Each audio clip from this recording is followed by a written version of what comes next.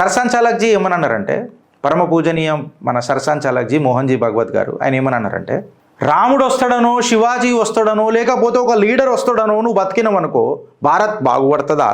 Single leader వచ్చి భారత్ని fix చేస్తారా అని అంటే ఇక కెమెరాలు అన్నీ తిప్పి ఇట్లా తిప్పిరు అనమాట. అగో ఈయన ఎవరిని గురించి అంటుండో తెలుసా మీకు? ఇగో వీళ్ళని గురించి అంటుండో అట్లా కూడా. అరే మళ్ళీ కాంగ్రెస్ కూడా అన్నట్టే కదా ఆయన ఇండైరెక్ట్గా కాంగ్రెస్ని కూడా అన్నట్టే కదా. మళ్ళీ రాహుల్ గాంధీ కూడా సింగిల్ లీడర్ లెక్కనే పరిచయం అయ్యి పైకి లేస్తున్నాడు కదా.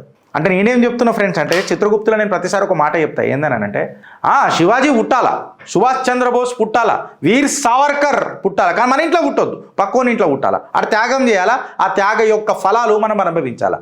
మనం ఫలాలు అనుభవించనీకనే పుట్టినాం, త్యాగాలు చేయనికే కాదు. అంటే ఒక శివాజీ రావాలా, ఖడ్గం తీయాలా, జై భవానీ జై శివాజీ అని చెప్పి మాట్లాడినప్పుడే మనకు అనిపిస్తుంది అన్నమాట.